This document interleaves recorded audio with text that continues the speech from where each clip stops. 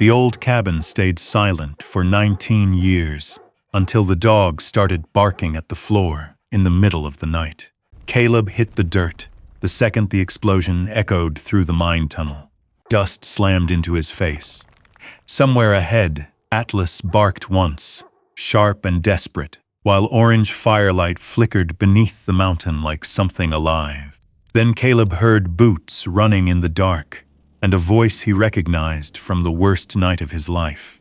What do you think was hidden under that cabin? The rain started before Caleb Turner crossed the county line into Black Hollow.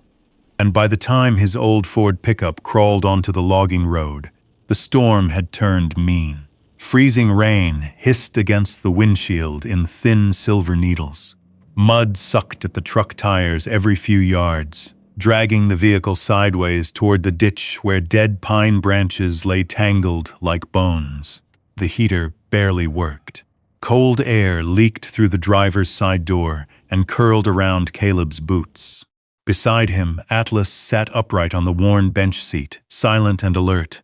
The German shepherd's ears twitched at every sound beyond the glass. Caleb kept both hands tight on the wheel, 10 and 2. Same grip he'd used driving armored vehicles through mountain roads outside Jalalabad 15 years earlier. Some habits never left. The truck bounced violently through a rut. The coffee inside Caleb's thermos tipped over and rolled beneath the seat, but he didn't reach for it. His eyes stayed fixed ahead, scanning tree lines automatically. Narrow road, poor visibility, high ground on both sides, bad place for an ambush. His jaw tightened the moment the thought crossed his mind. Afghanistan again. Always Afghanistan. Atlas shifted slightly and nudged Caleb's elbow once with his nose, grounding him. Caleb exhaled through his nose and loosened his grip by half an inch. Yeah, he muttered quietly. I know. The town appeared 20 minutes later through fog and rain.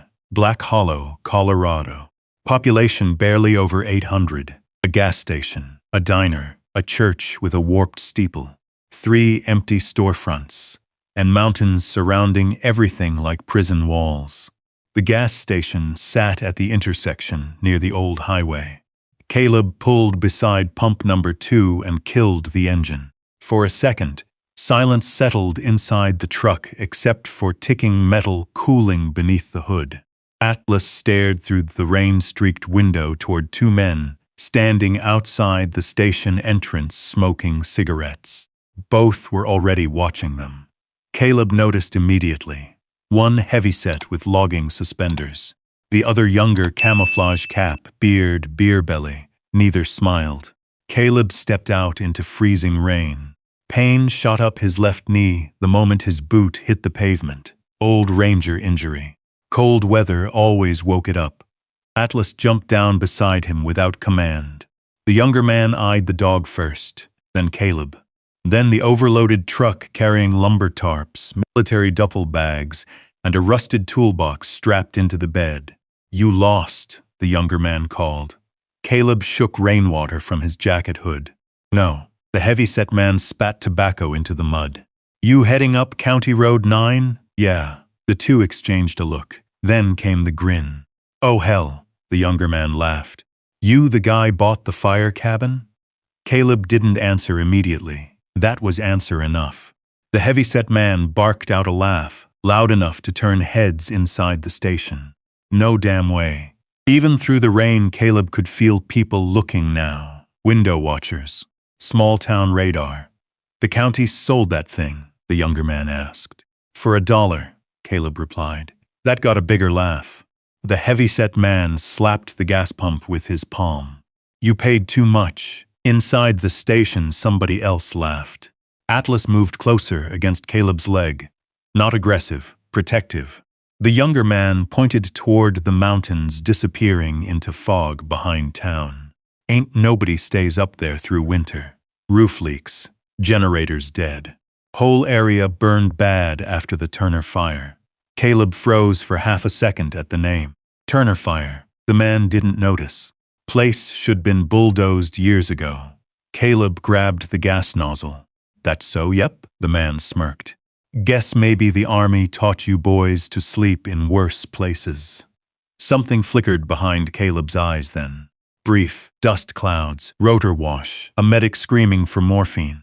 He blinked once and the memory disappeared. Atlas nudged his hand again. Caleb looked down automatically, grounding himself on the dog's steady breathing. The heavy-set man noticed the movement. That one military too, retired MWD, explains the stare. Atlas was still watching them, not hostile, evaluating, like he was deciding whether either man mattered enough to worry about.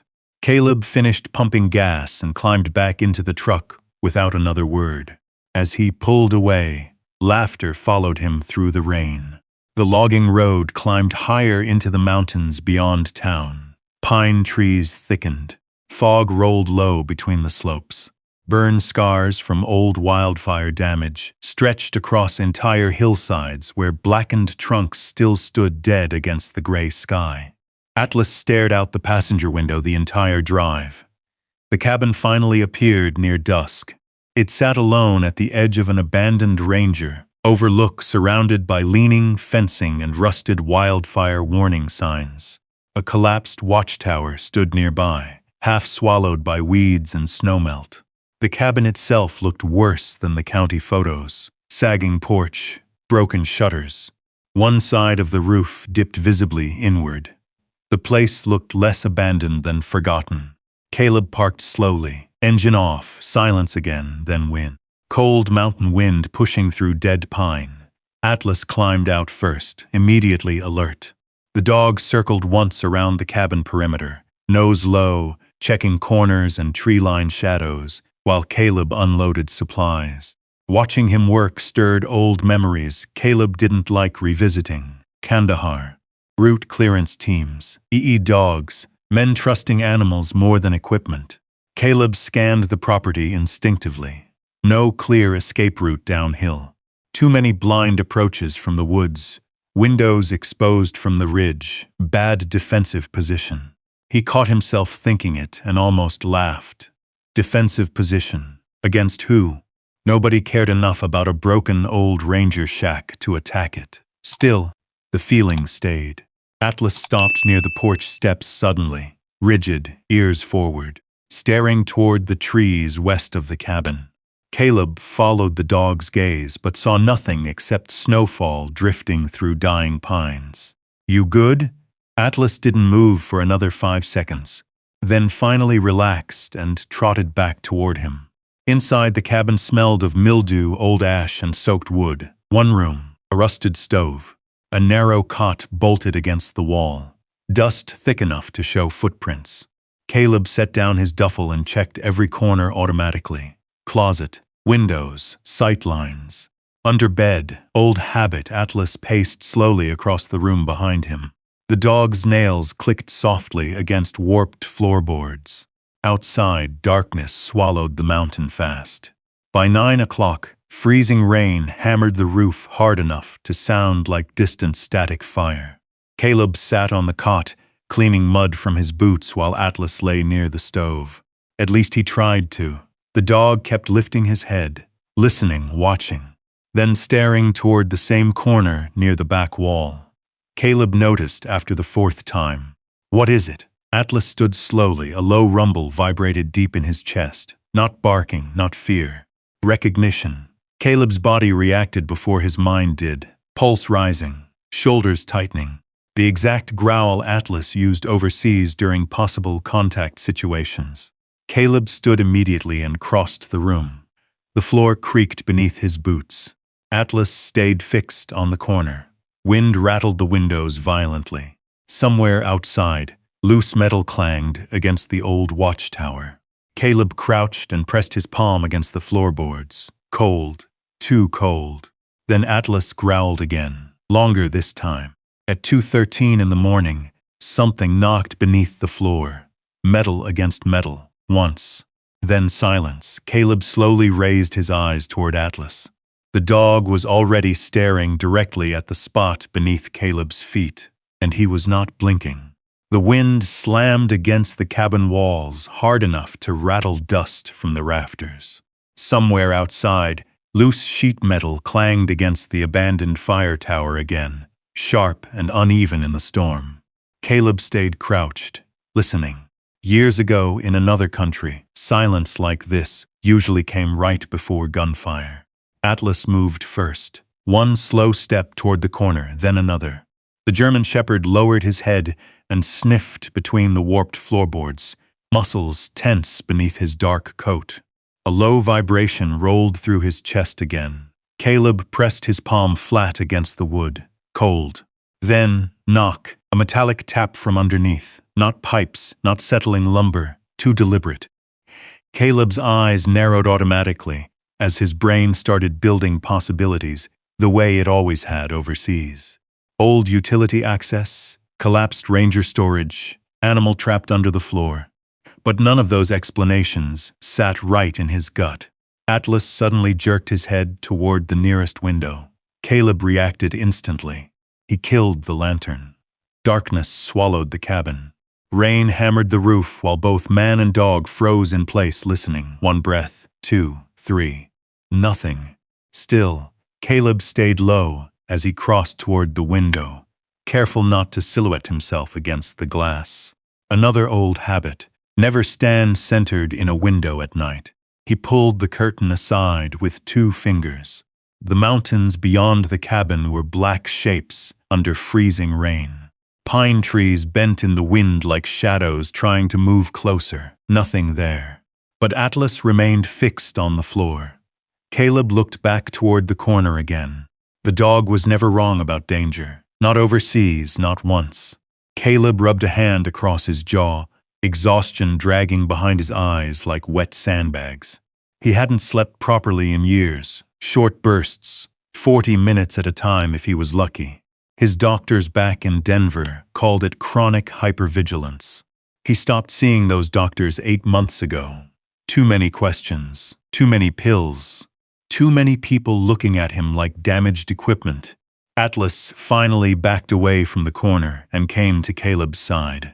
Only then did Caleb let himself exhale. "Morning problem," he muttered. The dog leaned against his leg once before settling beside the cot. Caleb didn't sleep much after that. Every groan of the cabin pulled his eyes open again. Every gust of wind sounded almost like rotor blades crossing a valley. At 5:41 a.m. he gave up entirely. Gray morning light seeped through creaked curtains, while freezing fog drifted between the trees outside. Caleb shoved wood into the stove, boiled black coffee in an old metal cup, and stepped onto the porch. The mountains looked dead. Thousands of burned pine trunks stretched across the ridges where wildfire had torn through Black Hollow years earlier. Even under snow, the scars remained. Atlas emerged behind him and immediately began scanning the tree line again. Always working, always watching. Caleb scratched behind the dog's ear absent-mindedly. "You can stand down sometime, you know." Atlas ignored him completely. A few hours later, Caleb started repairs. The cabin roof leaked in 6 places. One window wouldn't shut all the way. Half the porch sagged dangerously toward the slope below. Caleb worked steadily despite the cold salvaging old boards from a collapsed storage shed nearby. Every hammer strike echoed through the valley. Bang, bang, bang. On the 7th hit, Caleb froze. Not mentally. Physically, his shoulders tightened hard enough to ache. His breathing shortened automatically. The hammer hanging in his hand suddenly felt heavier. Another sound layered beneath the hammer blows inside his head. Mortar impact. Distant screaming.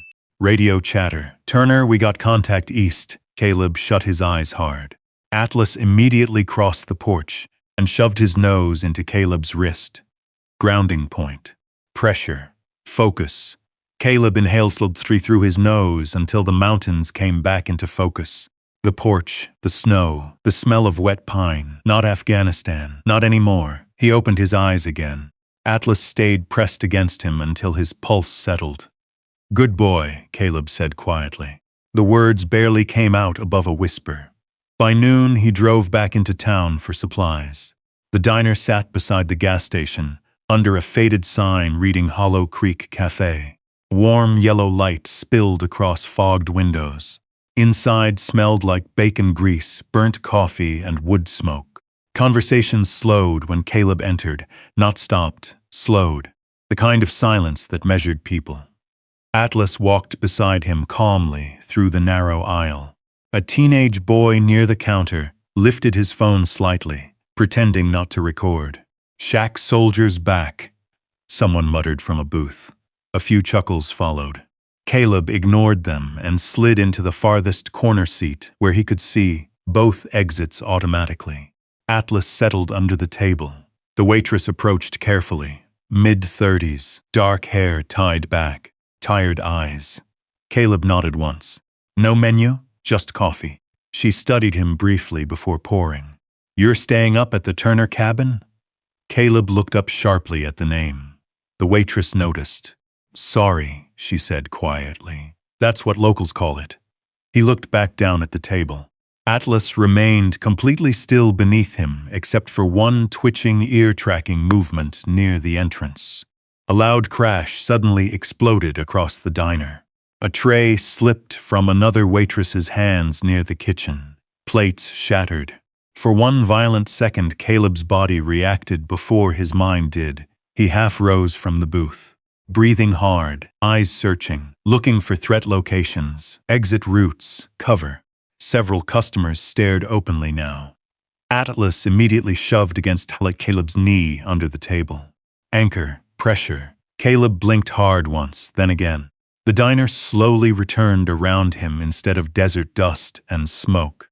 The waitress near him pretended not to notice. "Fresh coffee's on the house," she said softly. Caleb sat back down carefully. His hand shook once, reaching for the cup. Only once. Across the diner, a broad-shouldered man in logging gear smirked openly from a booth. Derek Vance. Caleb didn't know his name yet, but he recognized the type, immediately loud. Confident. Cruel in groups. Derek leaned back and spoke just loud enough. "Heard the cabin's haunted. Guess that's fine if you already hear things." Laughter spread through two nearby tables. Atlas lifted his head slowly beneath the booth. Derek noticed the dog watching him and grinned wider. "What's that mutt for?" "Emotional support." Caleb stood not fast, controlled. But the entire diner quieted anyway. Atlas rose with him instantly. For half a second, Caleb considered crossing the room. The old instinct was there. Close distance. Control threat. End problem fast. Instead, he dropped cash on the table. "Come on," he muttered to Atlas. The dog followed him toward the exit. Behind them, Derek called out one last time. "Don't freeze to death up there, Ranger." Outside, freezing snow had started falling again. Caleb walked back toward the truck in silence. Atlas suddenly stopped moving. The dog's ears snapped toward the mountains beyond town. Then came the bark, sharp, violent. Warning. At that exact second, the motion light above Caleb's cabin, visible all the way across the distant ridge, burst into darkness. Shattered. Even from miles away, Caleb saw the brief spray of sparks disappear into snow. For a second, he stood beside the truck, without moving. The mountains beyond Black Hollow looked darker now, watching. Atlas remained locked toward the ridge, muscles stiff beneath his coat. Snow gathered slowly across the dog's back, while traffic hissed past on the wet highway behind them. Caleb opened the truck door. "Move." Atlas jumped inside immediately. The drive back up the logging road felt longer this time.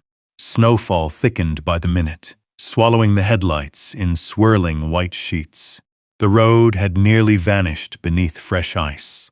Caleb kept both hands tight on the wheel, while his eyes moved constantly between mirrors, tree lines, and blind turns. Old Ranger habit. Never assume you're alone. Twice he killed the headlights completely and listened. Nothing except wind through burned timber. Still, the feeling stayed with him. Halfway up the mountain, Atlas let out another low growl. Not loud, focused. Caleb checked the rearview mirror automatically. No headlights behind them. No movement. But Atlas kept staring toward the woods running parallel beside the truck. Caleb's pulse slowed into something colder, operational. The cabin finally appeared through blowing snow around dusk. The porch light hung shattered beside the door, glass glittering across the steps like frozen salt. Caleb killed the engine, but stayed inside the truck another 10 seconds, scanning. No footprints visible from here. Snow already covering tracks. Atlas waited silently beside him. Same drill, Caleb muttered. He stepped out low and fast, boots crunching through snow while Atlas circled wide around the cabin perimeter. Caleb kept one hand near the fixed blade knife clipped beneath his jacket. The other carried his flashlight angled downward to preserve night vision. The porch creaked under his weight. Front door still locked, no visible pry marks. But somebody had definitely been here. Atlas returned from behind the cabin and stopped beside the broken light fixture, nose working hard along the wood siding. Then the dog turned slowly toward the forest west of the property again. Watching, Caleb unlocked the door and entered quickly. Clear left, clear right, tiny room, no movement. Still, he swept every corner before lowering the flashlight. The cabin felt colder than before. Disturbed somehow, he noticed it immediately. One chair slightly angled wrong near the stove. His military duffel shifted half an inch from where he left it. Tiny details most people would miss. Not Caleb. Not after Afghanistan. Atlas moved straight toward the corner near the back wall again. The same corner, the same floorboards. The dog began pawing harder this time. Scratch, scratch, scratch. Caleb crouched beside him slowly. Okay, he murmured, show me. Atlas stepped aside. Caleb grabbed the pry bar leaning beside the stove and wedged it between two warped boards. Old nails groaned sharply as he pulled upward. The wood resisted at first, then cracked loose. Dust puffed into the freezing air. Underneath wasn't dirt, wasn't stone, metal. Caleb froze. A dull gray steel surface sat hidden beneath the floorboards, smooth except for a recessed handle almost invisible under decades of grime. Atlas growled quietly. Caleb wiped snowmelt from his hands onto his jeans and cleared more debris away. The steel hatch stretched nearly 4 feet across beneath the cabin floor. Far too deliberate for an old firewatch shack. His heartbeat picked up slowly. Not panic. Recognition, military-grade hinges, flush-mounted design, weather-sealed. He'd seen similar engineering before in forward operating outposts overseas. What the hell is this place? Atlas suddenly snapped his head toward the window. Caleb reacted instantly, killing the flashlight. Darkness swallowed the cabin again. Both man and dog stayed completely still. Wind, snow, then very faint. An engine somewhere below the mountain road, idling. Caleb waited another 30 seconds before moving again. When he relit the flashlight, Atlas immediately returned his attention to the hatch. The dog wanted it opened. Caleb slid the pry bar beneath the recessed handle and pulled. The steel hatch groaned upward 2 inches before stopping against frozen rust. Cold air breathed out from underneath, not fresh air, buried air, dry, stale. Atlas backed up slightly, but never took his eyes off the darkness below. Caleb pulled harder. The hatch finally lifted fully open with a deep, metallic groan that echoed beneath the cabin floor. A ladder descended into darkness, metal rungs disappearing underground. Caleb shined the flashlight downward. The beam cut through drifting dust and landed on concrete walls nearly 15 feet below. Not a basement, not a crawl space, a bunker. Atlas whined softly. Caleb swallowed once. Part of him wanted to shut the hatch immediately. Walk away, drive back down the mountain. But another part, the older part, trained by years of ranger work, already needed answers. He grabbed the lantern from the table and clipped it to his belt. Stay close. Atlas descended first, slow, careful. Every rung creaked softly beneath the dog's weight. Caleb followed behind him into the cold underground dark. The deeper they climbed, the colder the air became. Concrete walls emerged first. Then old electrical conduit. Then faded government warning labels peeling from steel panels. At the bottom, Caleb's boots touched solid concrete. The bunker stretched farther beneath the mountain than he expected. Rows of old communication consoles lined one wall beneath thick dust. Emergency maps of wildfire zones still hung pinned across corkboards. Rusted filing cabinets stood against reinforced concrete like forgotten soldiers left behind after war. And somehow, the place didn't feel abandoned. Atlas moved ahead slowly, nose low, tracking.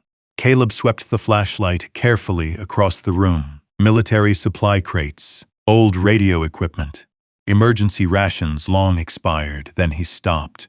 One section of dust near the far wall had been disturbed recently. Footprints, not fresh, but newer than everything else. Someone had been underground here within the last few years. Atlas walked toward a steel locker near the back corner. He sat beside it, waiting. Caleb approached carefully and pulled the locker door open. Inside hung an old ranger jacket covered in dust. Beneath it sat a weatherproof storage case, and taped to the top, a photograph. Caleb stared at it without breathing. Two men stood beside a wildfire observation tower somewhere deep in the mountains. One younger, smiling, baseball cap backward, his older brother Nathan. Caleb's hand tightened around the photo instantly. Nate. Snow hissed faintly through the ventilation shafts overhead. Nathan Turner officially died 19 years earlier during the Black Hollow wildfire. Caleb remembered identifying the burned truck himself. Remembered lowering his mother into a chair when deputies came to the house. Remembered the coffin. But the timestamp printed in faded red numbers along the bottom corner stopped Caleb cold. 3 months after Nathan's reported death, Atlas suddenly growled, sharp, alert. At that exact moment, bright headlights swept violently across the cabin windows above them. Someone was outside. Caleb killed his flashlight with one hard thumb press. Darkness swallowed the bunker. Atlas went silent beside him, but Caleb felt the dog's body tighten against his leg. No growl now. No bark, just stillness. The kind of stillness Caleb trusted more than sound. Above them, tires crunched slowly over frozen gravel. A vehicle stopped beside the cabin. Engine idling. Caleb remained crouched near the steel locker, with Nathan's photograph clenched in one hand. His other hand hovered near the old utility knife at his belt. He counted. 1 breath, 2, 3. A door opened overhead, then closed. Footsteps crossed the porch, not heavy. Careful. Somebody was trying not to make noise. Caleb looked toward the ladder. Atlas was already staring up at the hatch. The dog's ears angled forward, tracking every shift in weight above them. A floorboard creaked. Then another. Whoever had come wasn't just standing outside. They were inside the cabin. Caleb's throat went dry. The hidden hatch was still open. A stripe of pale light from above cut down into the bunker shaft. If the person moved another few feet, they would see it. Caleb moved without thinking. Fast. Controlled. He climbed the ladder just enough to reach the hatch from below and eased it downward inch by inch. The steel wanted to groan, but he held the weight, lowering it with both hands until it settled almost closed. A half-inch gap remained. Through it Caleb saw boots, brown leather, mud on the heels, wildland firefighting boots. They crossed the cabin slowly, stopped near the cot, then turned toward the back corner, toward the hatch. Atlas stood at the bottom of the ladder, staring upward, silent as stone. The boots paused. Caleb stopped breathing. A flashlight beam swept over the floorboards above him. Dust glowed in the thin light. The beam lingered too long near the corner. Then a voice outside shouted, muffled by wind. "You find anything?" The person inside didn't answer right away. Caleb saw the boots turn. "Nothing," a man's voice called back. "Just a crazy vet living in a rotten shack." Laughter answered from outside. The boots walked away. The cabin door opened. Cold wind rushed across the floor above. Then the door shut. The vehicle remained idling for another few seconds. before tires crunched away down the mountain road. Caleb waited nearly 5 full minutes before moving. Only when Atlas finally released a low breath did Caleb open the hatch again and climb into the cabin. The room looked the same.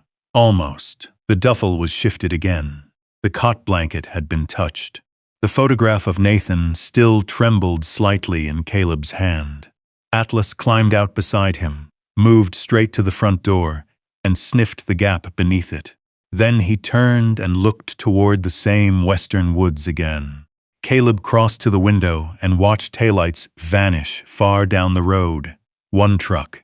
Maybe 2 men. Maybe more. He didn't sleep after that. By morning, Black Hollow already knew. Caleb felt it the moment he drove into town. Curtains moved as his truck passed. 2 men outside the gas station turned to stare. A woman stepping out of the post office stopped with one hand on the door. The little town had changed its posture overnight. It wasn't laughing anymore. It was watching. At the feed store, a teenager near the entrance lifted his phone and whispered, "That's him. That's the guy with the government bunker." Caleb kept walking.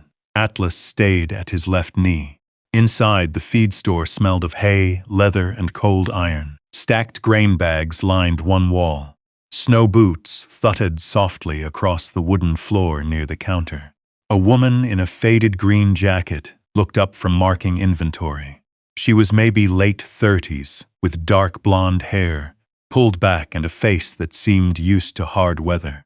Her eyes moved first to Atlas, then to Caleb's hands, then to the exits Caleb had already checked. "You need dog food?" she asked. "Yeah, working dog?" Caleb paused. "Retired." She looked at Atlas again.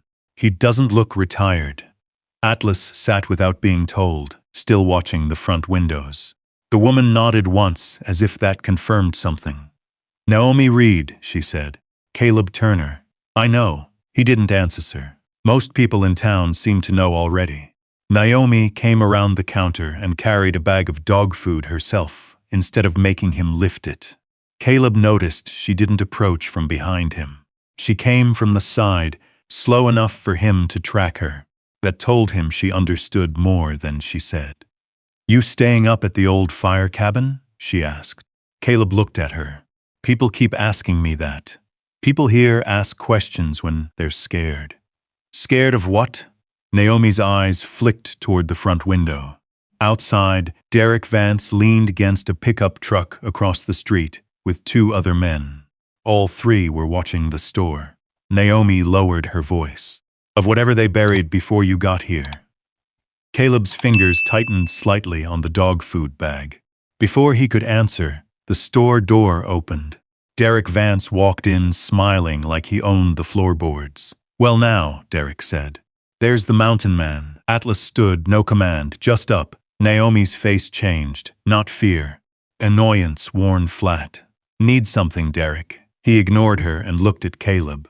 "Heard you got yourself a secret bunker up there." Caleb said nothing. Derek stepped closer. "County property maybe. Federal maybe. Dangerous thing for a man like you to go poking around in." "A man like me?" Derek smiled wider.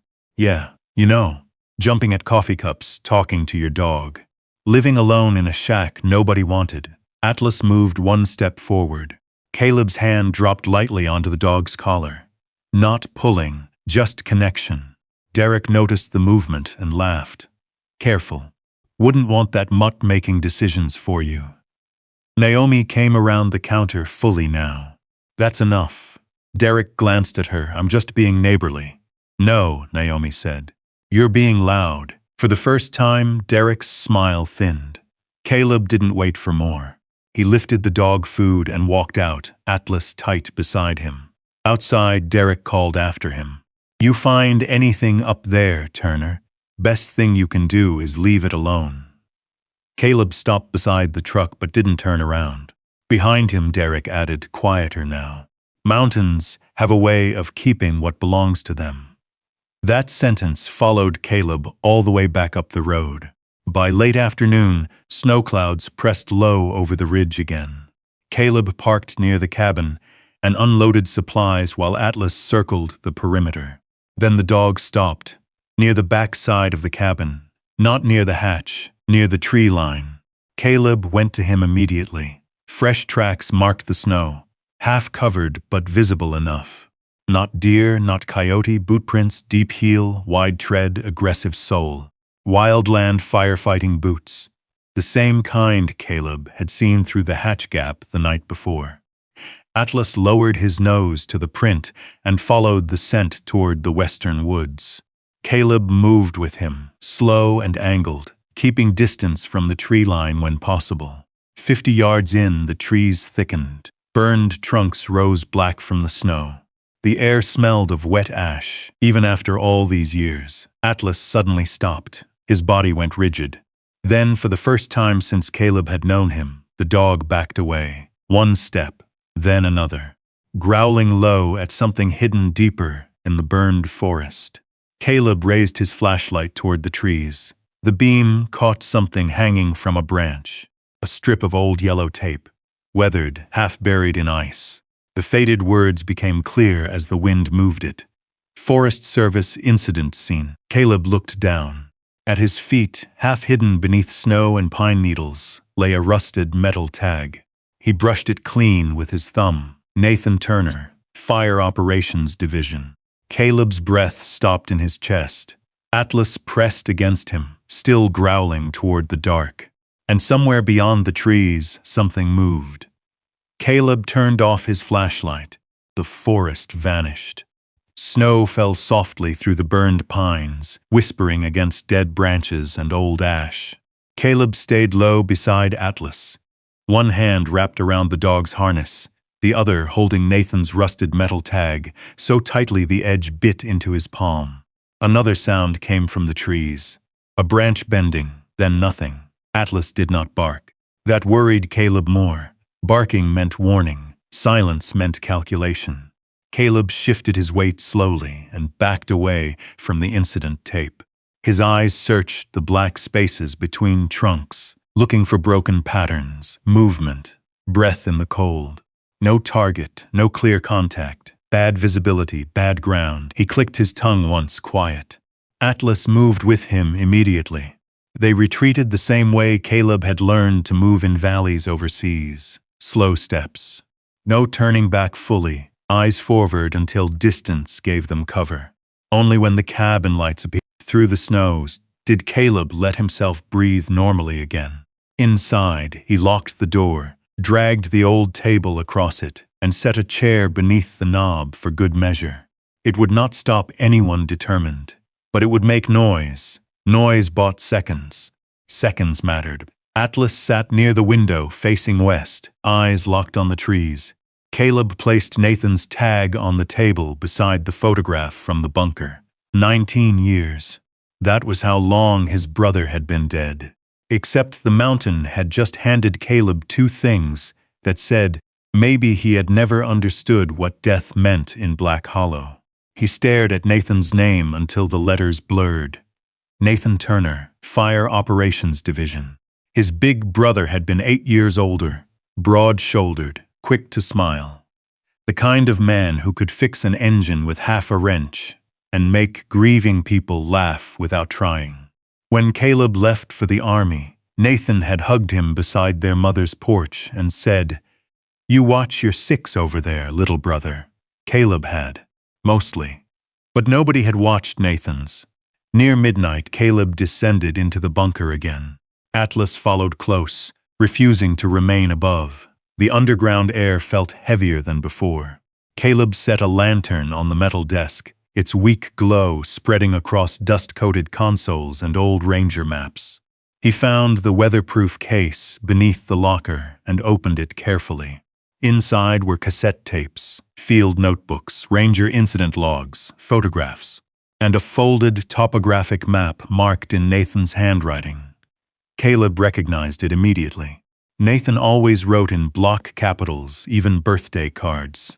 At the top of the map, written in faded black marker, were 3 words, "Do not trust." Below that, red circles marked old mine roads north of Black Hollow. Several lines connected them to an abandoned timber route and the burned fire zone west of Caleb's cabin. Atlas lifted his head suddenly. A faint crackle came from the bunker's radio wall. Caleb turned toward it. Static whispered through dead speakers. The power indicator should have been dark. It was not. A small amber light blinked once, then again. Caleb crossed to the console slowly. The old emergency radio system gave another faint burst of static. Through it came 3 broken tones. Short, long, short, then silence. Atlas growled at the speakers. Caleb checked his watch. 1:17 a.m. He wrote the time on the edge of Nathan's map without thinking. Then he opened the first notebook. The entries started normal. Weather patterns, fire break surveys, fuel loads, water access points.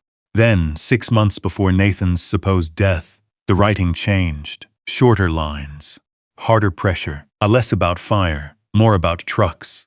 2 rigs moving past West Mine Road after midnight. No forestry plates. Chemical smell near Drainage Creek. County log missing from station cabinet. Derek Vance seen with Grady near Mine Gate.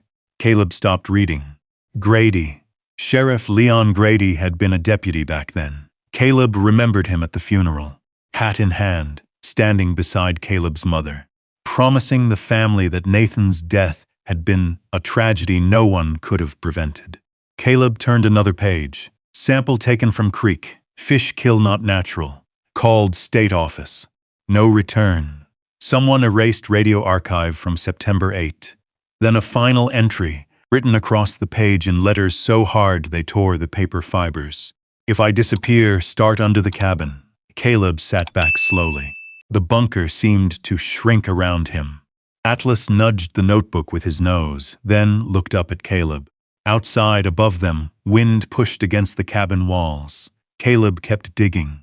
He found a small, portable cassette recorder in a drawer beneath the console, along with batteries sealed in plastic. One tape had Nathan's handwriting across the label. NT Field Log, final week. Caleb held it for nearly a minute before pressing play. Static filled the bunker. Then Nathan's voice, older than Caleb remembered, tired but alive. If this works, there'll be a record outside their system. Caleb's grip tightened. Atlas lay down beside his boot, chin on paws, listening. Nathan continued.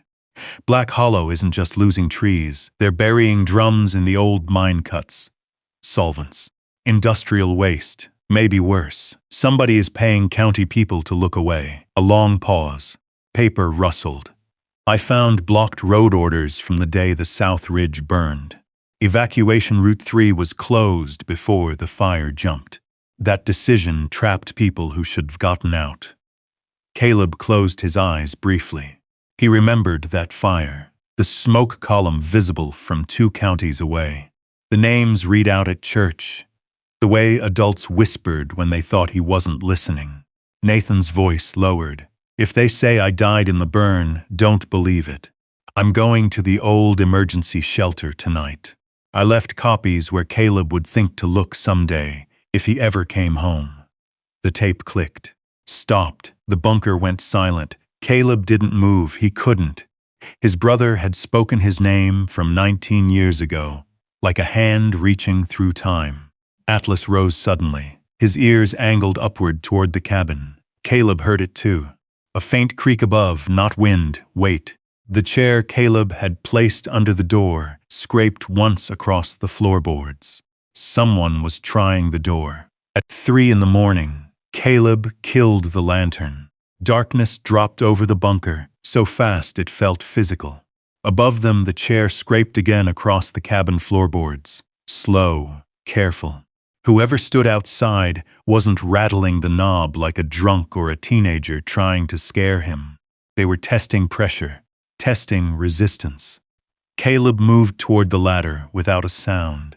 Atlas went ahead of him, climbing fast but controlled, his paws barely clicking against the metal rungs. Caleb followed with Nathan's tape shoved into his jacket pocket and the old flashlight held tight in one hand. The cabin above was black except for pale snowlight leaking through the cracked window. The door moved again, 1 inch, then stopped against the chair. Caleb eased himself through the hatch and slid the floor panel halfway closed behind him. Atlas crossed the room, low, silent, every muscle ready. The doorknob turned once more, then nothing. For 3 seconds, the whole mountain seemed to hold its breath. The door exploded inward. The chair flew sideways. Cold air burst into the cabin with snow behind it. A tall figure in dark winter gear filled the doorway, face covered, shoulders squared, gloved hands already moving. Atlas hit him before Caleb could speak. The German shepherd launched from the floor with a deep, raw sound that shook the cabin walls. He drove into the intruder's chest, forcing the man backward into the broken doorframe. The intruder didn't panic. That was the first thing Caleb noticed. No flailing, no shouting. The man shifted his weight, took the hit, and drove one knee upward, trying to break Atlas's hold. Atlas twisted, clamped down on the heavy sleeve, and pulled hard enough to drag the intruder off balance. Caleb moved, low posture, left side clear, close distance. He slammed his shoulder into the man's ribs and drove him against the wall beside the stove. The impact knocked down a shelf of old tin cups. Metal clattered across the floor like shell casings. The sound cut through Caleb's skull. For half a second, the cabin disappeared, dust, smoke, a radio screaming. Contact left, a flash of orange across a mud wall. Then Atlas yelped. The sound tore Caleb back into the room. The intruder had a short steel tire iron in one hand. He swung hard. The blow caught Atlas across the ribs and shoulder.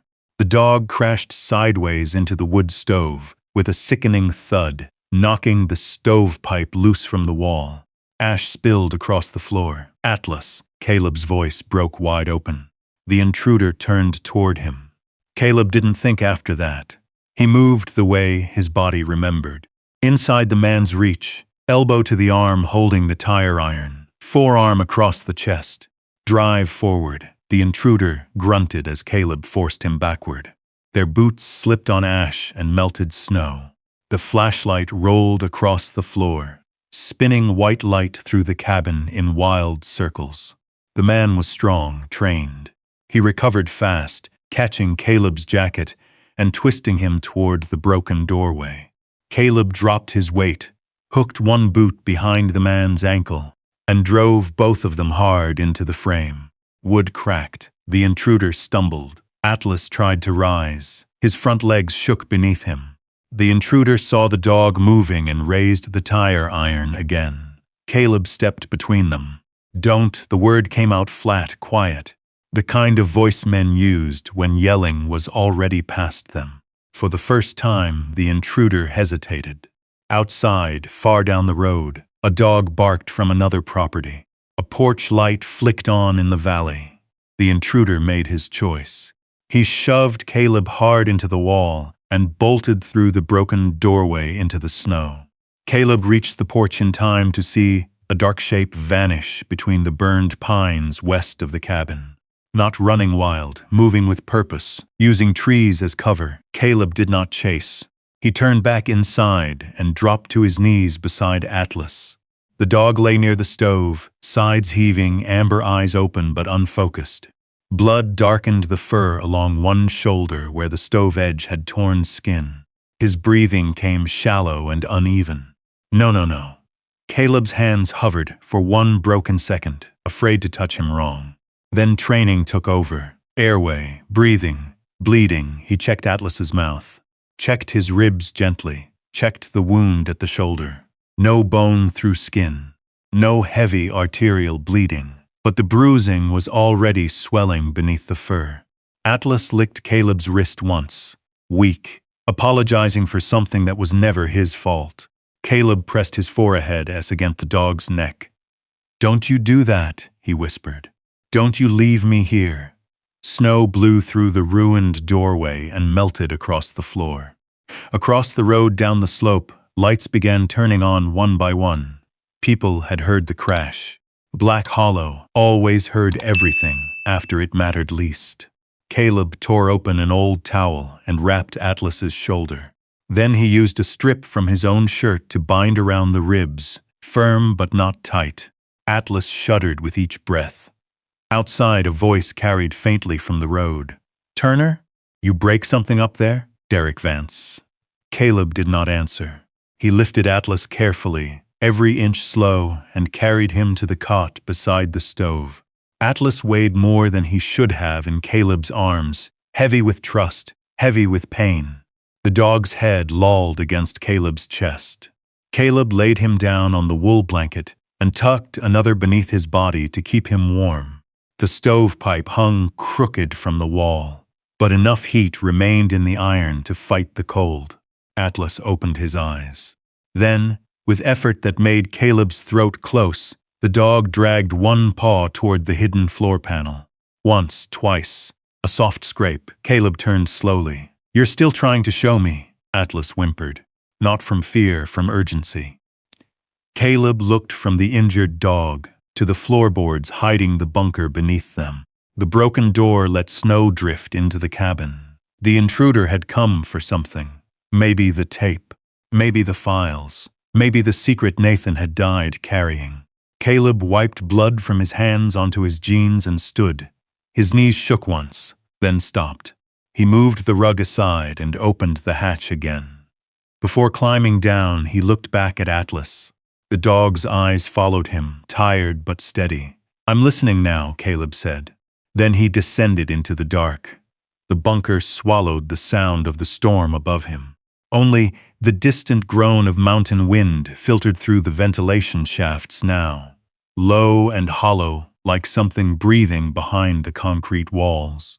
Caleb reached the bottom of the ladder and stood still for a moment, forcing himself to slow down. His pulse was too high, too much adrenaline, too much memory. Upstairs, Atlas lay hurt because Caleb had underestimated the danger sitting under his own floorboards. That mistake would not happen twice. Caleb moved through the bunker carefully, flashlight angled low across the floor. Dust floated through the beam like smoke. The overturned photograph of Nathan still rested beside the locker, where Caleb had dropped it during the break-in. The face in the picture seemed younger now, alive, not burned, not buried, alive enough to leave warnings. Caleb crossed to the communications desk and searched the drawers beneath the radio console.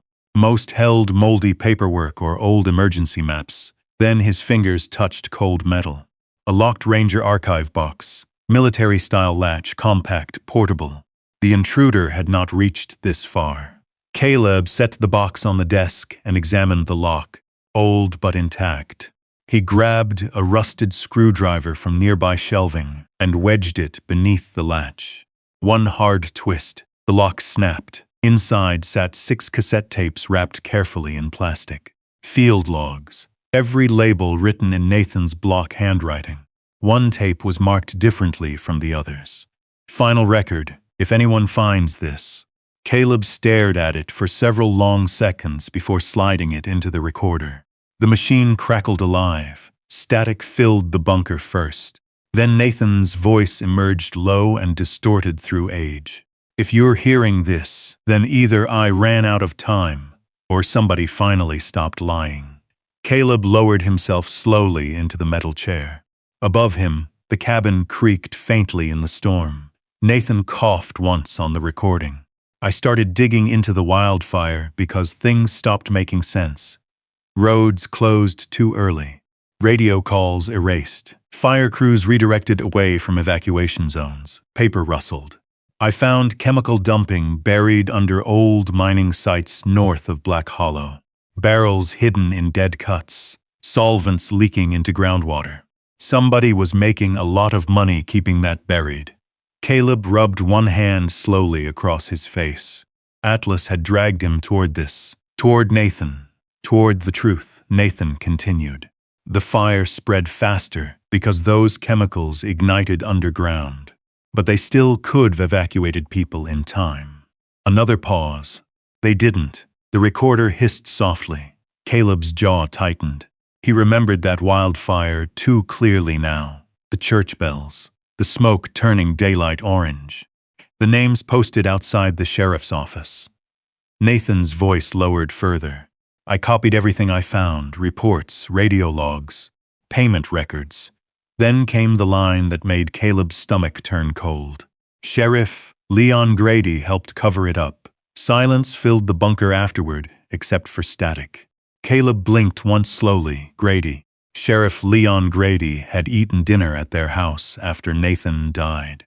He had carried Nathan's coffin with the other pallbearers. He had stood beside Caleb's mother and promised her nobody could have survived the firestorm that trapped Nathan on the ridge. The tape clicked softly as Nathan spoke again. I don't think Grady started any of this, but he protected the people behind it, protected the mines, protected the money. Another cough, longer this time.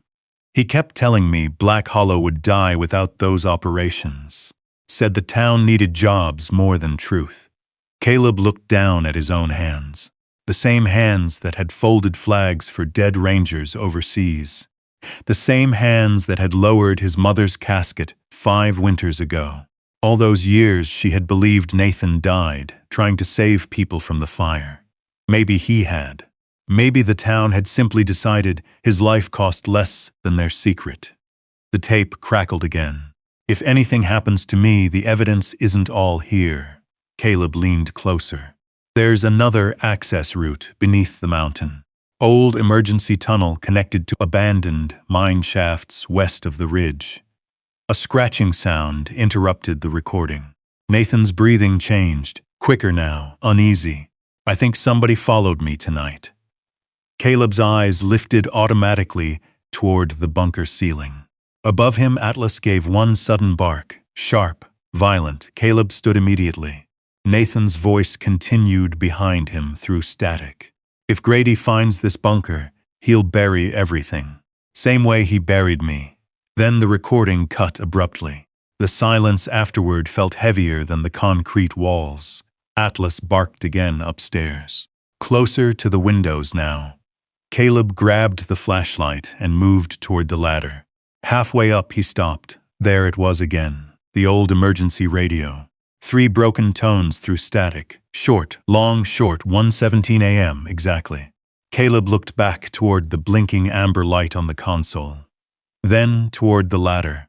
The signal was still active, which meant, somewhere out there, another transmitter still existed, and somebody was still using it. Atlas erupted into furious barking above. Furniture scraped across the cabin floor. A shadow crossed the hatch opening. Caleb killed his flashlight instantly and pressed himself against the ladder wall. Heavy footsteps moved through the cabin overhead. Not sneaking anymore. Searching. Then came a voice low, older, calm Turner. Caleb froze. Sheriff Leon Grady. You can stop hiding now? Atlas snarled so violently the sound echoed down the shaft. Grady sighed above them. That dog's gonna get himself killed. Caleb's fingers tightened around the flashlight until his knuckles hurt. Grady continued. You found things you don't understand up here. Your brother didn't understand them either. The cabin floor creaked slowly. Measured footsteps. Close to the hatch now. People died in that fire, Grady said. Terrible things happened. But this town survived because some men made hard choices. Atlas barked again, then yelped softly. Caleb moved before thinking. He climbed upward fast, one hand gripping the ladder rails. The hatch above suddenly slammed shut. Darkness crushed over him again.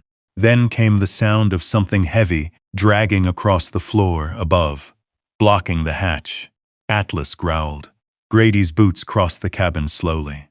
You should leave this buried, Caleb, he said quietly. Then the cabin door opened. Wind rushed through. A moment later, the door slammed shut again. Silence returned. Caleb shoved upward hard against the hatch. It resisted. Atlas barked from above, frantic now. Caleb pushed harder. The obstruction scraped across the floor enough for the hatch to crack open 2 inches. Cold air spilled down. Atlas immediately shoved his nose into the gap, whining sharply. Caleb forced the hatch wider and climbed into the cabin. The table had been dragged across the floor. The front door stood half open. Snow drifted through the doorway. Atlas limped toward Caleb instantly and pressed against his leg. breathing hard. Then Caleb saw what Grady had left behind. A single old photograph lying on the floorboards near the stove. Caleb picked it up slowly. The picture showed Nathan standing beside Sheriff Grady near the wildfire zone almost 20 years earlier.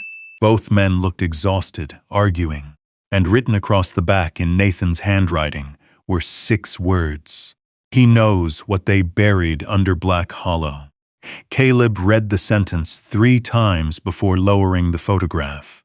Snow drifted through the cracked doorway in slow white spirals, melting against the warped floorboards. Atlas stayed pressed against Caleb's leg, breathing unevenly from the hit to his ribs, but his eyes never left the dark outside. The sheriff had been here, inside the cabin, inside Nathan's story. Caleb flipped the photograph over again. Nathan looked younger in the picture than Caleb remembered from the funeral photos. Exhausted but alive. Sheriff Grady stood beside him near a wildfire command trailer, jaw tight, eyes turned away from the camera like he already regretted being seen there. Caleb rubbed one hand across his mouth slowly. 19 years, he muttered. Atlas gave a faint huff beside him. Caleb crouched carefully and checked the bandage around the dog's shoulder again. Blood had slowed. Bruising had not. Atlas flinched when Caleb touched the ribs. Easy, buddy. The dog licked Caleb's wrist once, still trying to reassure him. That nearly broke him worse than the fight itself. Morning came gray and bitter cold over Black Hollow. Thin smoke rose from chimneys down in the valley while snow crusted along the abandoned ranger towers surrounding the cabin. Caleb had not slept. Every time his eyes closed, he saw Nathan's handwriting. He knows. Around 9, tires crunched outside. Atlas reacted instantly. He rose despite the pain and planted himself between Caleb and the door, low growl vibrating through his chest. Caleb stepped toward the window carefully and pulled the curtain aside 1 inch. Sheriff Leon Grady climbed out of his cruiser alone. The older man wore a thick brown coat over his uniform, snow dusting the shoulders. His movements were calm, controlled, not the swagger of small-town lawmen Caleb had known growing up. This man scanned terrain automatically, checked windows first, tree line second, vehicle positioning third, military habits. Caleb noticed all of it before Grady even reached the porch. A slow knock landed against the broken doorframe. "Turner," Grady called. "Mind if I come in?" Atlas growled harder. Caleb opened the door halfway, but did not step back. Grady's eyes immediately dropped to the dog's injuries. "That from last night? You tell me." Grady studied Caleb for a moment, then glanced past him into the cabin. His gaze paused 1 second too long near the floorboards covering the hatch. Not enough for most people to notice. Enough for Caleb. "I heard somebody broke in," Grady said. "Figured I should check on things. You usually show up after break-ins at 3 in the morning." The sheriff ignored the question. "Mind if I take a look around?" "No." A long silence settled between them while snow drifted sideways through the pines. Then Grady sighed softly. "You've been digging where you shouldn't." Caleb felt Atlas press tighter against his leg. "I found my brother's records." Grady's jaw shifted once. Nathan should've let things go. That sentence landed harder than Caleb expected. Not Nathan died. Not Nathan disappeared. Nathan should let things go. Alive language. Present language. Caleb watched the sheriff carefully now. You knew he was alive after the fire. Grady looked toward the mountains before answering. "I knew he was in trouble." "Did you kill him?" The sheriff's eyes snapped back immediately. No, the answer came too fast, too sharp, but not false. Caleb had spent enough years around lies to hear the difference. Grady lowered his voice.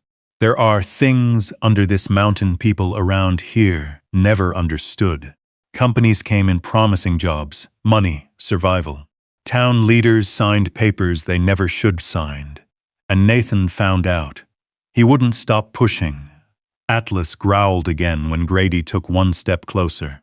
The sheriff stopped immediately, His eyes flicked down to the dog. That shepherd's smarter than half the deputies I've worked with. Caleb noticed it then. A faded scar behind Grady's right ear disappearing beneath the hairline. Old tactical wound. Maybe shrapnel, maybe close gunfire.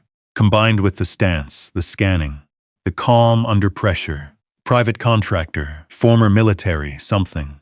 You served overseas, Caleb said quietly. Grady's expression hardened. That was a long time ago. So was Nathan. Wind pushed through the broken doorway. For several seconds, neither man spoke.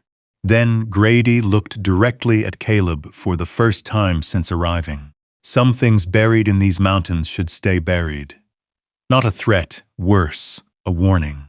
The sheriff turned and walked back toward his cruiser. Atlas watched every step until the engine disappeared down the road. Only then did the dog finally ease his posture. Caleb stood motionless in the doorway. His pulse had slowed into that cold ranger calm he used to feel before operations overseas. Not panic anymore. Focus. Pieces were starting to fit together. That afternoon, Caleb drove into town for medical wraps and antibiotics for Atlas. People stopped talking when he entered the general store. A teenage cashier kept staring at the bruises on the dog. Outside, Naomi Reed caught him near the truck. You look awful, she said. Feel worse. Her eyes moved to Atlas carefully. He save you? Caleb nodded once. Naomi looked down the empty street before speaking again. Grady came by my store this morning asking questions about you. Caleb leaned against the truck. What kind of questions? What you found under the cabin. Snow squeaked beneath Naomi's boots as she stepped closer. You know he used to work private security overseas before becoming sheriff. Caleb looked at her sharply. No, my brother worked wildfire crews with Nathan years ago, Naomi continued quietly. Said Grady ran with contractors tied to mining operations out west before he came back here. Atlas suddenly stiffened beside them. A truck rolled slowly past the street corner. Derek Vance behind the wheel, watching. Naomi lowered her voice further. People are nervous, Caleb. Real nervous. They should be. She studied him carefully for a second. Then she handed him an old, folded survey map from inside her coat. My brother kept copies of old forestry layouts, she said. He told me once there were emergency tunnels built under parts of the mountain during the Cold War. Caleb unfolded the map carefully. Faded red lines crossed beneath black hollow like veins. One line extended directly from the bunker under the cabin, west, toward abandoned mining shafts deep beneath the mountain. Atlas stared hard at the map, then toward the western ridge, like he already knew where it led. At the bottom corner of the survey, barely visible beneath water damage, Nathan had written 2 words in black marker. Second access. Caleb stared at them until the paper shook slightly in his hands. Naomi noticed. She didn't ask if he was all right. People always asked that when they didn't know what else to say. Instead, she reached into her coat pocket and pulled out a small flashlight. My brother said the old mine road washed out years ago, she said quietly. But if Nathan marked that map, he had a reason. Caleb folded the survey with care and tucked it inside his jacket. Across the street, Derek Vance's truck turned the corner and disappeared behind the gas station. Atlas watched it go. His injured ribs made every breath shallow, but his eyes stayed sharp. Caleb looked down at him. You're not coming. Atlas looked back at him without moving. Naomi almost smiled. He seems to disagree, Caleb didn't. By dusk, the mountain had gone blue with cold. Caleb packed light, the way he'd learned to pack before long movements overseas. Flashlight, spare batteries, chem lights, multi-tool, first aid wrap, water, map sealed in plastic. No extra weight. Atlas stood by the door the whole time. When Caleb reached for the harness, the dog stepped into it before Caleb could tell him no. His limp was visible, his will was worse. Caleb crouched in front of him. You get tired, we turn back. Atlas leaned forward and pressed his forehead briefly against Caleb's chest. That was answer enough. They entered the bunker just after dark. The underground room sat silent beneath the cabin, colder than the snow outside. Caleb moved to the west wall, where Nathan's survey showed a secondary corridor should be hidden behind old supply shelving. The shelves were bolted into concrete, too heavy to move by accident. Caleb cleared boxes aside one by one until Atlas nosed a rusted latch near the bottom. Caleb pulled. Nothing. He braced one boot against the wall and pulled again. The latch snapped open with a crack that echoed through the bunker. A narrow panel shifted inward. Behind it, darkness stretched into the mountain. Not a clean tunnel, a service passage, low ceiling, rock walls reinforced with old timber. The air smelled of mineral water, rust, and something chemical beneath it. Caleb cracked a chem light and tossed it 5 yards ahead. Green glow spilled across damp stone. Clear enough, he murmured. Atlas moved first. Caleb followed close, one hand brushing the left wall as they advanced. Wall navigation. Always know the way back. The tunnel narrowed quickly. Water dripped somewhere ahead at steady intervals. Old timber beams groaned faintly under pressure from the mountain. Caleb watched the ceiling, the floor, the places where snowmelt had cut thin lines through old dust. Atlas stopped twice before Caleb saw why. Once for a collapsed section where boards had rotted under a layer of dirt. Once for a thin wire stretched low across the passage, not explosive, a warning line, recent. Caleb crouched and touched it with 2 fingers, clean cut marks on the anchor nail. Someone had reset it within months. He looked at Atlas. The dog's ears were forward, listening into blackness. They kept moving.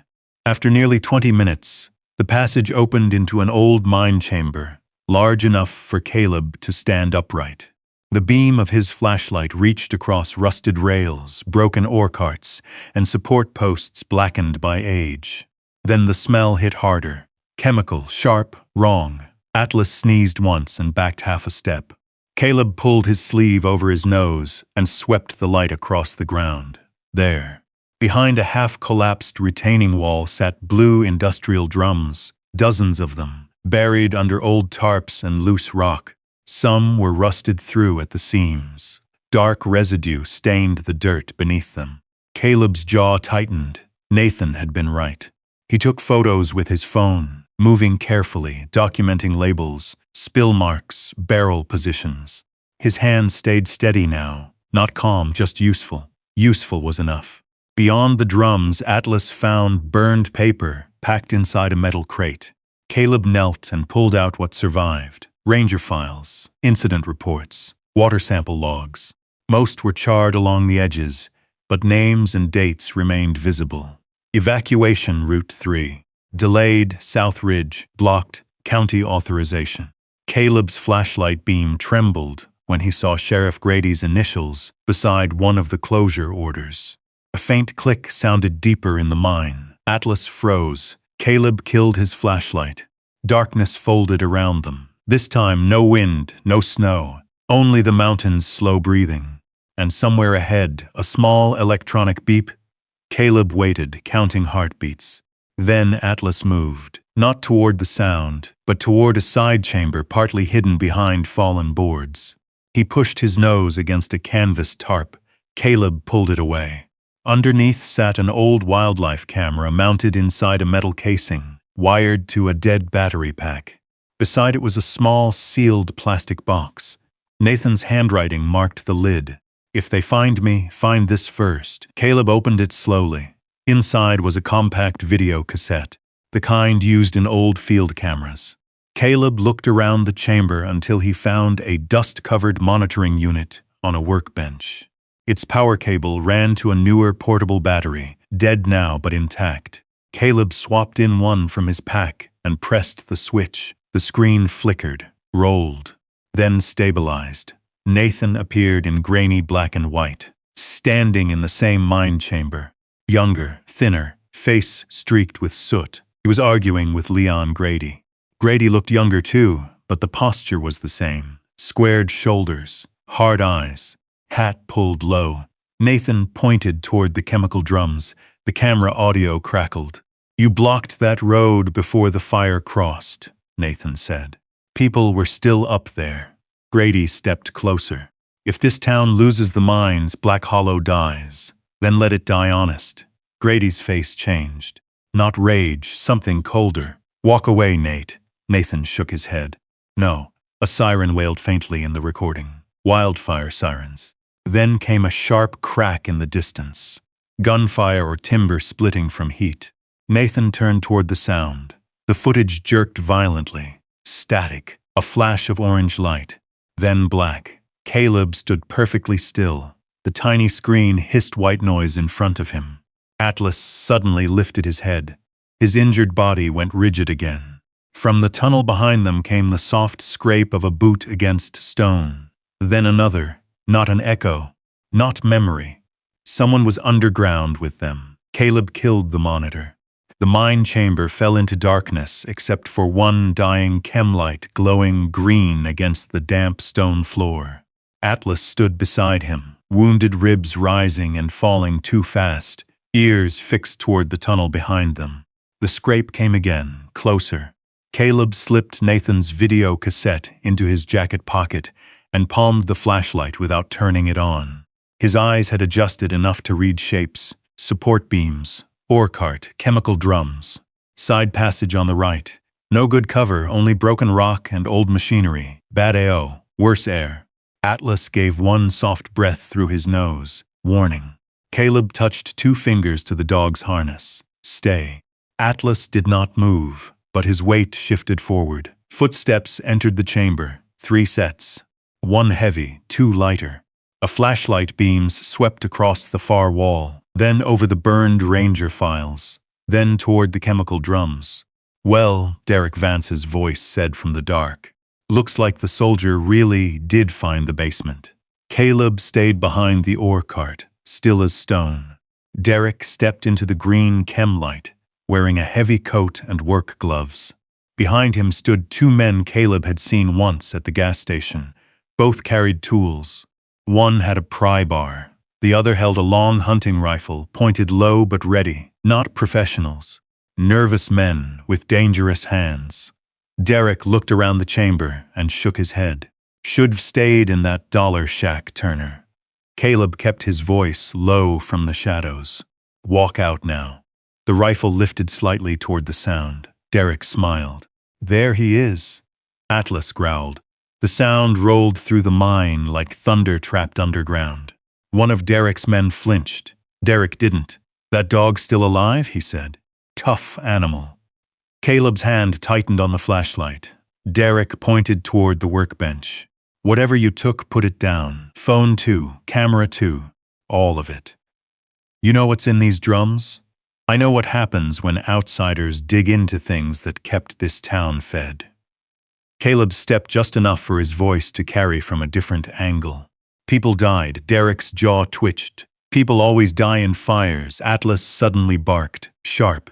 Not at Derek. Above them. Caleb's eyes snapped to the ceiling. A support beam shifted. Dirt fell in thin streams from a crack overhead. One of the men shouted, and that was the opening. Caleb clicked the flashlight on full and threw the beam directly into the rifleman's eyes. The man cursed, turning away. Caleb moved, low, fast. He slammed into the man's shoulder before the rifle came level. The weapon clattered against stone. Derek lunged from the side, swinging a metal bar, but Caleb ducked under it and drove his elbow into Derek's ribs. The 3rd man grabbed Caleb from behind. Atlas hit him at the knee, not with full strength. He didn't have full strength left, but enough. The man went down hard, shouting as the dog clamped onto his sleeve and dragged his arm away from Caleb's neck. Atlas, Caleb snapped. The dog released instantly and limped back 2 steps, breathing hard. The rifleman scrambled toward the dropped weapon. Atlas saw it first. He barked once and launched again, teeth catching the man's jacket just before his hand reached the stock. Caleb kicked the rifle deeper beneath the ore cart. Derek staggered back, furious now. You have no idea what you're wrecking. He swung the metal bar into an old fuel line running along the wall. The pipe cracked. A sharp smell cut through the chamber. Gasoline, old residue, maybe diesel. Enough. Caleb saw it before Derek did. The second man dropped his flashlight. It hit the stone, rolled and sparked against exposed wire near the broken monitoring unit. For one silent second, Caleb watched the spark crawl across the wet floor toward the fuel sheen. Then the mine breathed fire. A low whoosh rolled through the chamber, not an explosion, but a fast orange sheet that ran along the ground and climbed the wall like it had been waiting years for air. Everyone moved at once.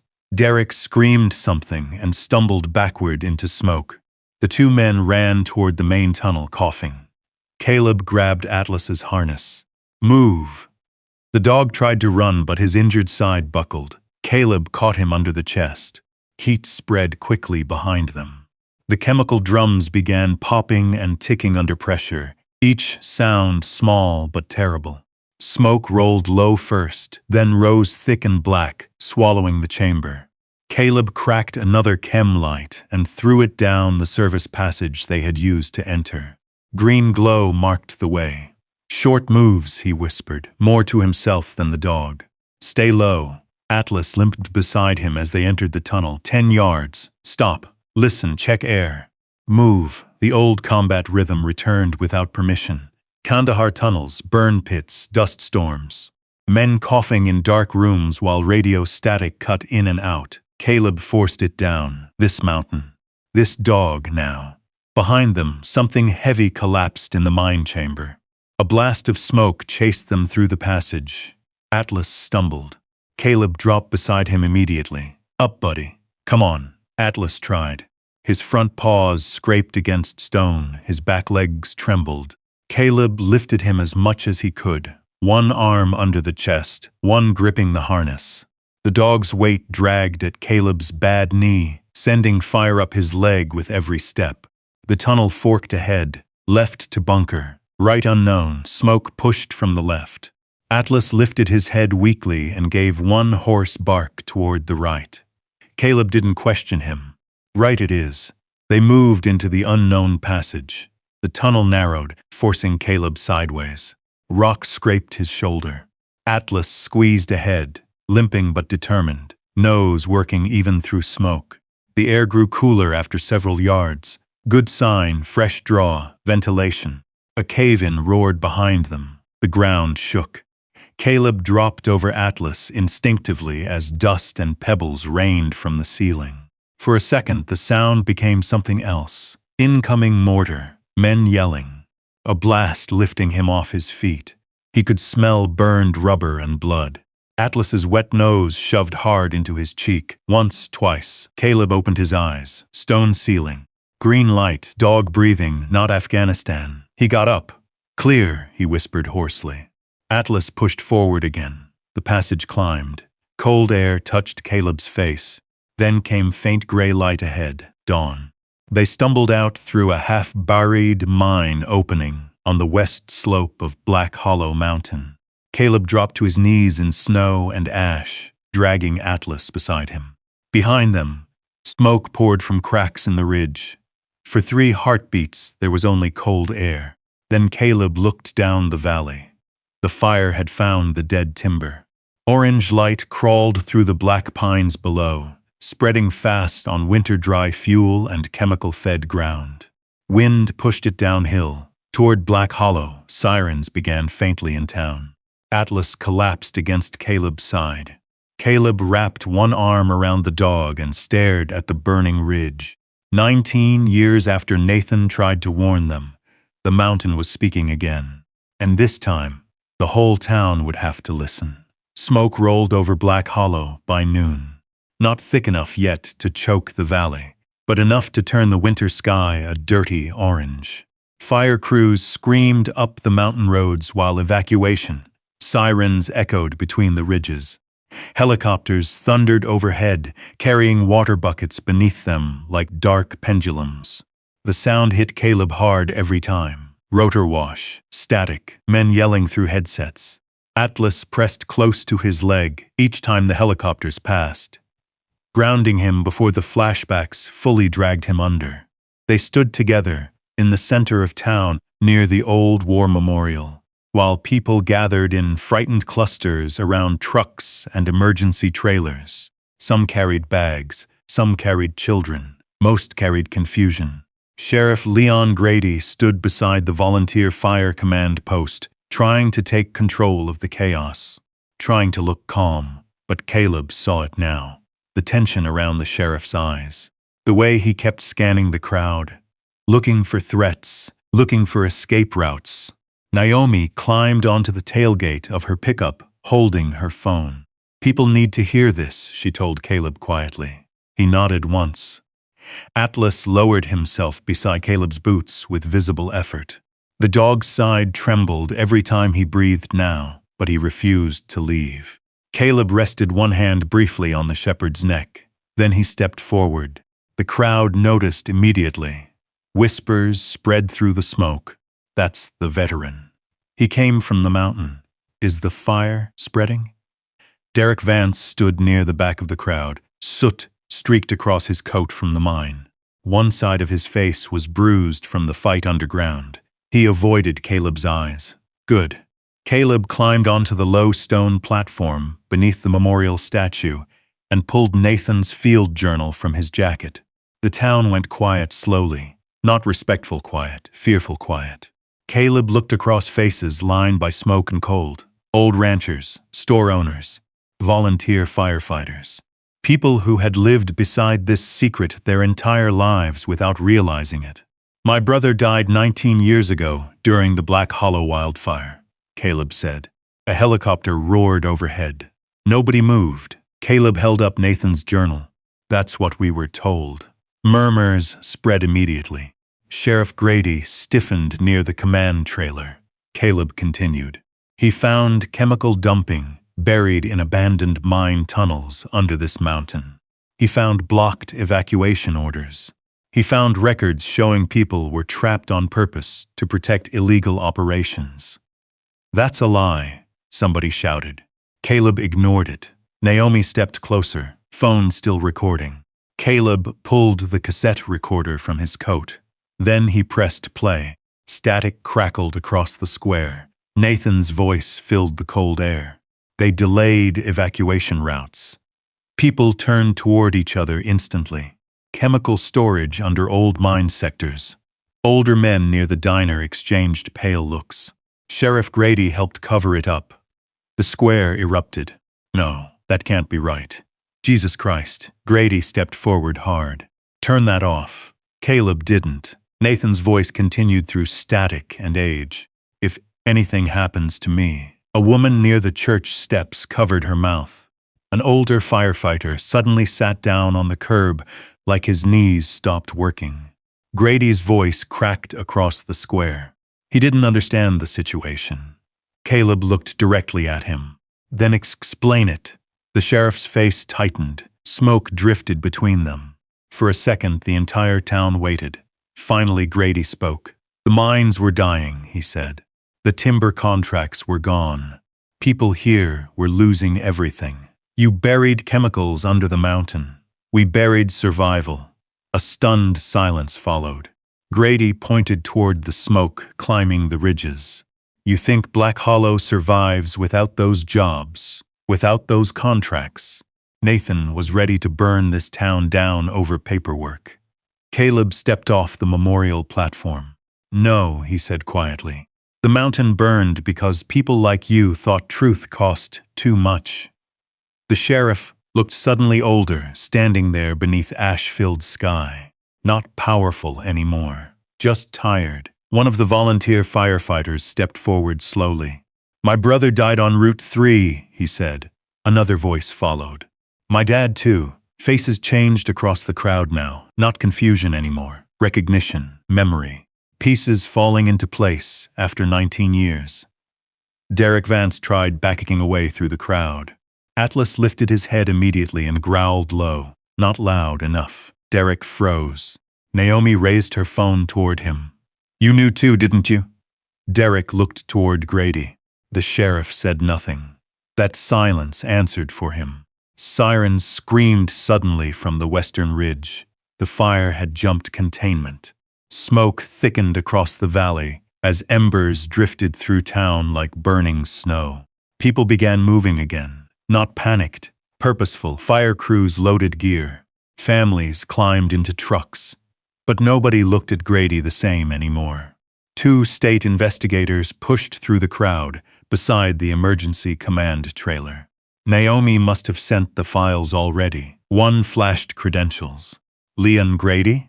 The sheriff closed his eyes briefly. Atlas tried standing and nearly collapsed. Caleb caught him immediately. "Easy, buddy," the investigator continued. "We need you to come with us." Grady looked once toward the mountains, then toward Caleb. "I kept this town alive." Caleb adjusted Atlas carefully against his side. At what cost? The sheriff had no answer left. The investigators led him away through drifting smoke, while people stared in silence. No cheering. No victory. Just grief settling over Black Hollow like ash. Atlas suddenly sagged harder against Caleb. The dog's legs buckled completely this time. Caleb dropped beside him instantly. "Atlas." The shepherd's breathing had gone shallow again. Too shallow. Blood had soaked through the bandage beneath the harness. Smoke irritation. Internal damage, maybe both. Naomi rushed over. "Oh my God." Atlas tried lifting his head when Caleb touched him, still trying to work, still trying to protect. Caleb's throat tightened so hard he could barely swallow. "You're okay," he whispered, though fear hollowed the words. Emergency vehicles packed the streets around them now. One temporary veterinary trailer stood near the evacuation zone where rescue teams treated injured search dogs and livestock. Caleb scooped Atlas into his arms. The dog gave one weak huff against his chest. Helicopters thundered overhead again, low enough to shake the storefront windows. Flashback pressure slammed into Caleb instantly. Smoke, rotor wash, men screaming for medics. He nearly lost balance. Then Atlas moved his nose weakly against Caleb's arm, grounding him. Even now. Caleb steadied himself and carried the dog through the smoke-filled street toward the emergency trailer. While the town behind him finally faced the truth Nathan died trying to uncover. And for the first time since arriving in Black Hollow, Caleb was truly afraid. Not of the mountain, not of the past, but of losing the one soul who had carried him through both. The emergency veterinary trailer smelled like antiseptic, wet fur, and smoke. Caleb sat on the floor beside the examination table while snow and ash tapped softly against the canvas walls outside. Atlas lay motionless under a gray blanket, oxygen tube resting near his muzzle, while the veterinarian checked his ribs for the third time. The dog's breathing sounded too thin, too tired. Every few seconds, Caleb caught himself counting the breaths automatically. 1, 2, pause, still here. The veterinarian finally pulled off her gloves and looked toward him carefully. "He's got cracked ribs and heavy smoke exposure," she said. "But honestly," she glanced back at Atlas, "I think he stayed alive because he refused to quit on you." Caleb lowered his head briefly. Outside, helicopter blades thundered across the valley again, but farther away now. The fire crews had finally pushed the flames back from the center of town. Black Hollow still stood, barely. The vet rested a hand lightly on Atlas's shoulder. "He'll live." The words hit Caleb harder than gunfire ever had. His eyes closed for one long second. Not relief exactly. Something quieter. Something breaking loose after years held too tight. Atlas stirred weakly beneath the blanket. Caleb moved immediately beside him. "Hey, buddy." The German shepherd opened his eyes slowly, tired amber eyes. Clouded with pain, but still searching for Caleb first, still checking his six. Caleb laughed once under his breath, rough and uneven. "Yeah," he whispered. "We're still here." 3 weeks later, winter finally began loosening its grip on Black Hollow. The mountain remained scarred. Helicopters still crossed the ridges carrying state investigators and environmental crews into the burned mine sectors. News vans occasionally appeared near town limits before locals chased them away. Sheriff Leon Grady disappeared into federal custody without another public statement. Derek Vance took a plea deal. The mines were shut down permanently, and the old dollar cabin still stood, barely, but standing. Caleb rebuilt the broken porch first, then the roof, then the windows. Not because the place mattered, because Atlas slept easier when the wind stayed outside. The German shepherd healed slowly. One rib never settled correctly, leaving him with a permanent limp through his left side. Cold mornings stiffened the old injury badly enough that Caleb sometimes carried him down the porch steps before Atlas stubbornly pretended he didn't need help. Naomi came often, at first with supplies, then coffee, then silence, the good kind. One evening she found Caleb standing inside the bunker, beneath the cabin, staring at the empty communications room.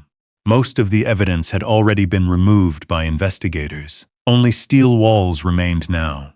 Cold, quiet, forgotten again. Naomi stepped beside him. "What are you going to do with this place?" Caleb looked around slowly. The concrete chamber had once hidden poison, lies, and dead men's secrets. But Nathan had also hidden hope here. A chance for the truth to survive long enough for someone to find it. Atlas limped down the ladder behind them and settled near the old radio console, like he already belonged there. Caleb looked at him for a long moment. Then he said quietly, "Maybe it shouldn't stay buried." By spring, people started arriving quietly from other parts of Colorado. Not tourists, veterans. Word spread online after Naomi posted Nathan's recordings and the story behind Black Hollow. Former Marines, National Guard medics, burned-out firefighters. Men and women carrying the same exhausted look Caleb used to see in mirrors. They came because somebody finally understood what silence could do to a person. Caleb turned the bunker into sleeping quarters first. Simple cots, clean blankets, working heat, then a kitchen upstairs, a tool bench, a wood stove big enough for cold nights. Naomi painted the sign herself and nailed it beside the porch one windy afternoon. Haven House, in memory of Nathan Turner. Atlas supervised the entire project from the porch, like a crippled old sergeant major. He limped after every newcomer, sniffed their hands carefully, then decided whether they belonged. Usually, he was right. One evening just after sunset, an old Marine named Ellis Harper arrived carrying nothing but a backpack and a tremor in his hands he could not hide. He stood awkwardly near the porch steps, while Caleb split firewood nearby. "You really let vets stay here?" Ellis asked. "For a while," Caleb answered. Ellis looked embarrassed just standing there. "I don't sleep much." Caleb nodded once. "Neither did I." Before Ellis could say another word, Atlas rose slowly from beside the fire barrel and limped across the yard. The shepherd stopped directly in front of the older Marine and sat. Ellis stared down at him. Atlas leaned forward gently and rested his head against the man's shaking knee. The Marine's face broke instantly, not loudly, just quietly, like something inside him had finally been allowed to stop fighting for 1 minute. Caleb watched from the woodpile. Then he looked toward the mountains beyond Black Hollow. The same mountains that once buried Nathan. The same mountains that nearly buried him too. Smoke no longer climbed the ridges now. Snowmelt rolled through the valleys instead, feeding the creeks Nathan once tried to protect. Naomi stepped onto the porch beside Caleb carrying 2 mugs of coffee. "You ever think buying this place saved your life?" she asked softly. Caleb looked toward the cabin, toward the warm lights glowing beneath the mountain, toward Atlas still sitting beside Ellis Harper like he understood exactly what broken men needed. Then Caleb looked down at the old boots beside the porch door. For the first time in years, they were not laced tight, not ready to run, not ready for contact, just resting there beside home. He smiled faintly. "I think the dog did that part," he said. Snow began falling lightly again as night settled over Black Hollow. Inside the bunker below, veterans laughed quietly around folding tables and hot coffee. Upstairs, the old stove crackled warmly through the cabin, Nathan once used to hide the truth. Atlas limped back to the fire and lowered himself beside Caleb's chair with a tired groan. Caleb rested one hand gently against the shepherd's side, feeling the slow, steady rhythm of his breathing. Alive, still here. Outside, the mountain stood silent at last, and beneath it, inside the tiny $1 cabin the whole town once laughed at, wounded people finally began healing instead of hiding. For the first time since the war, Caleb Turner left his boots by the door before going to sleep. If Atlas had been your dog, do you think you would followed him into that mountain? Comment 1 for yes, comment 0 for no. And if this story stayed with you tonight, make sure you subscribe to the channel and turn on notifications, because there are more powerful stories coming. Stories about veterans, loyal dogs, survival, sacrifice, and the kind of second chances most people never see coming. We'll see you in the next story.